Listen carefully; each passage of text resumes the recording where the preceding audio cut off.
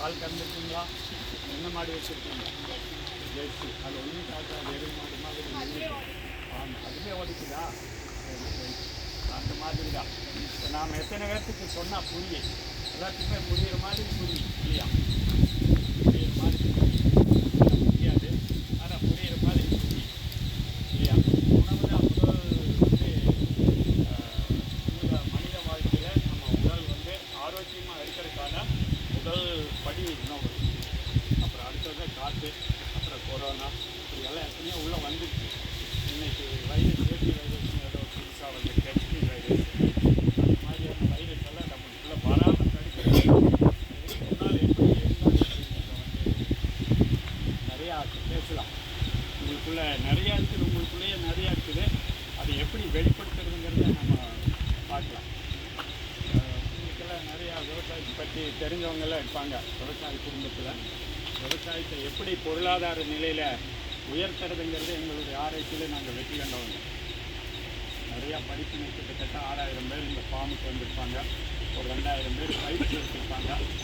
ஒரு சிலர் மட்டும்தான் வந்து இந்த விவசாயத்தை தமிழகம் முழுவதும் சவுதி அரேபியாவிலிருந்து ஒருத்தர் கேட்டுட்டு கீழக்கரையில் விவசாயம் பண்ணுறாரு. ஃபோன்லேயே பேசுவோம். கீழக்கரையில் விவசாயம் பண்ணுறாரு, கீரை சாகுபடி பண்ணிக்கிறார். மக்களுக்கு தேவையானது வாழ்க்கையில் பொருளாதாரம் நல்லா ஆரோக்கியமாக மிக முக்கியம். ஆரோக்கியம் நான் போக முடியும். கருவேப்பிலை நிற்கக்கூடாது. கருவேப்பிலை இங்கே நூற்றுக்கணக்கான பூச்சிகள், விதவிதமான பூச்சி இருக்குது. அதில் பெரியவன் ஒருத்தர் நிற்கிறான். கம்பி கடித்தார்னா என்னாகு? பயப்படவே வேண்டியதில்லை. அதுக்கு மருந்து இருக்குது. வெத்தலை, குறுமிளகு, உப்பு. டாக்டர் சரியாக போயிடுது. மலையின் வேந்தன், கடலின் வேந்தன், நிலத்தின் வேந்தன்.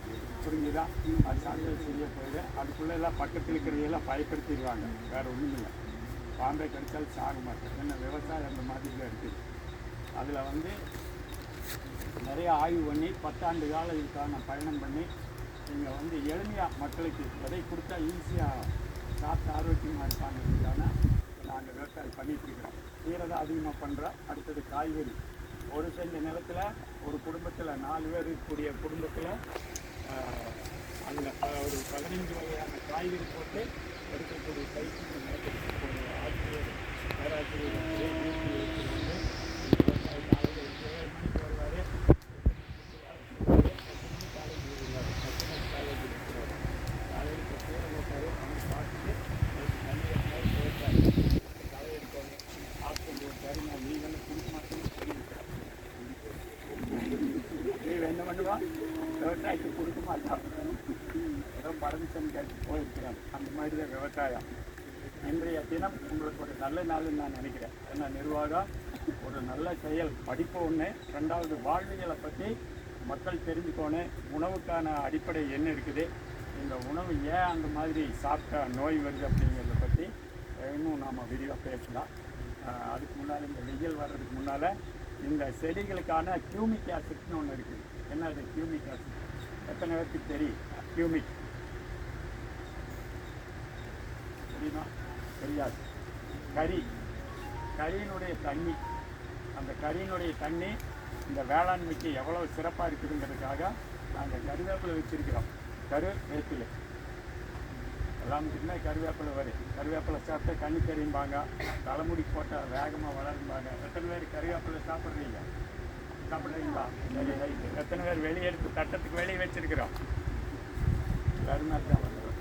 ஆனால் அது சாப்பிடணும். கருவேப்பிலை வந்து எண்ணெயில் பொரிச்சு தான் சாப்பிடணும். பச்சையாக சாப்பிடணும்னா தேங்காயோடு அரைச்சி கருவேப்பிலை கூட போட்டு, புதினா போட்டு, கொஞ்சமாக தலை போட்டு, பனை வெல்லம் போட்டு ஆட்டி பச்சையாக குடித்தா ஜூஸு. அது காய் வச்ச சூப்பு. இதுதான் காய் வச்சா சூப் ஆகிடும். தலைகளை பிடிக்கி காய் வச்சு தண்ணிக்குள்ளே போட்டு கொதிக்க வச்சு குடித்தா சூப் ஆகிடும். பச்சையாக குடித்தா இரும்பாங்க. இருதானே, இருன்னா கொஞ்சம் சத்தமாக இருக்குது.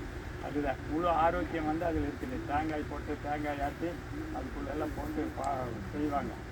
இது உணவுக்கான வழிமுறை. உளுந்தங்கஞ்சி எத்தனை பேருக்கு தெரியும்? சாப்பிட்றீங்களா? நல்லா தூக்குங்க. பழமாக தூக்குனாத்தானே சாப்பிட கிடையாது. தண்ணி தெரியுமா? உளுந்தங்கஞ்சி இங்கே ஒன்றும் சட்டத்திலே காணும். எல்லாம் அட்ரஸ் கொடுத்தீங்கன்னா உங்கள் அம்மாவங்களுக்கு எல்லாம் போஸ்ட் பண்ணி விட்டாரு நிறையா உளுந்து கஞ்சி கொடுக்க சொல்லி போட்டுடலாமா? சரி சரி. இப்போ இந்த உணவு தான் மிக முக்கியம் ஒரு வாழ்வியில், ஒரு கல்ச்சர். அந்த உணவு சரியாக இல்லைன்னா என்ன பண்ணுவா? பசியாக சாப்பாடு காலையில் எப்படி இட்லி சாப்பிட்டு வரீங்களா? இட்லி அண்ணா சும்மா வெள்ளை இட்லி வந்தவங்க எடுத்துக்கவே இல்லை, சாப்பிடல.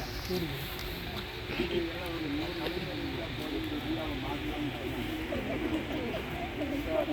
மாற்றவே முடியல. 20 ஆண்டு கால பயிற்சி கொடுத்துருக்காங்க.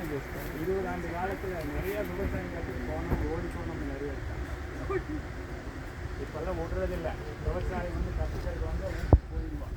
வீட்டுக்கு போய் வீட்டில் பாப்பா அவங்க சம்சாரம் இருந்தாலும் அதையே கூப்பிட்டு வந்துடும். இப்போ அதுதான் நடக்குது.